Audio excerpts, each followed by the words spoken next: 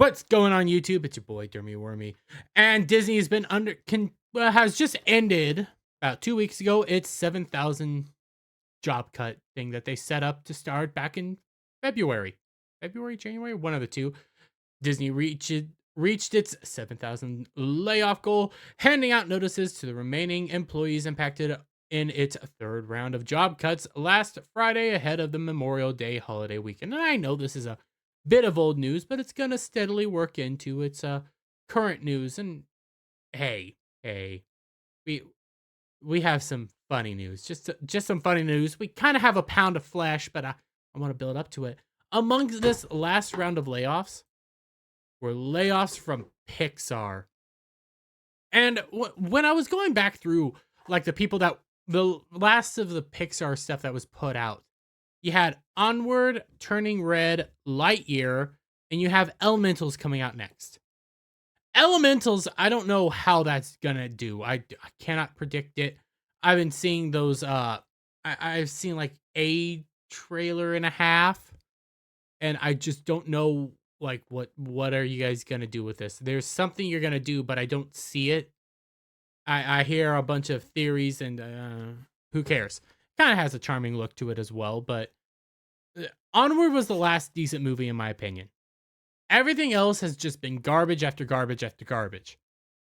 And I don't blame them. I mean, you had Toy Story 4, which I think did well, but that was because it was on the Toy Story back, but it was not a good movie. You then had Incredibles 2, or was it Incredibles 2 then Toy Story 4? I'm doing a lot of this off the top of my head. Both of which were garbage.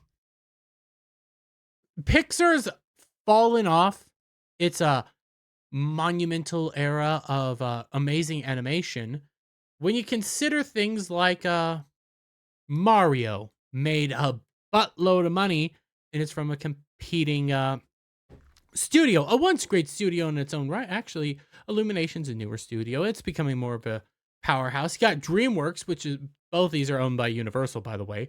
DreamWorks regaining its powerhouse status with Puss in Boots and whatever that movie was called again. Last Dream, I think, or Last Wish. I haven't seen it yet. Somebody's going to tell me I'm a bad person for not seeing it, but hey, it is what it is. Pixar has fallen since it lost John Lasseter. And they lost John Lasseter simply because he hugged people. That is why they Me Too'd him out of the company. And now he's starting his own company, Skyfall Productions, I think it is, or Skyfall Animations. I'm excited to see what comes out of there because he was going around poaching the best people from Pixar as well. People left Pixar to go work with him. That's funny. But out of the people that were cut from Pixar back to the Disney layoffs, you had a Lightyear. Lightyear director and producer among Disney Pixar layoffs. Oh, yeah. You just gotta love it. You gotta love it and laugh at it. Lightyear being one of the greatest abominations, bombs, flops, what have you for Disney period. One of the many, by the way, but this one was just fantastic because it had everything going for it to fail, and it failed miserably. The creator behind the director and producer was fired. God, what do you expect? I'm shocked it took you this long to get fired. Among the layoffs that took place at Walt Disney Company were job cuts at Pixar that included the director and producer Lightyear, Deadline has confirmed. Director Angus MacLane, a 26-year animator, was part of the senior creative team and animated films like Coco. Coco was a fun movie, I'll give him that. Incredibles 2. And Toy Story 4. Wow, why were you around this long? Was cut from the studio in late May, which was part of the 7,000 layoffs Disney had planned. They also talk about some dude named Galen Sussman, who's been there since basically its beginning and worked on the original Toy Story, but that's not the funny part. The funny part is the guy who worked on, produced, directed, what have you, this abomination is gone. And when you take a look at Lightyear, and I like pulling up Lightyear. Oh, look, worldwide box office, sitting at about 200 and 20 some million dollars that it made. That's a nice thing. And you know, it also has some money that it made because Disney paid itself to stream it on its own service, but not enough to maybe enough to have it break even.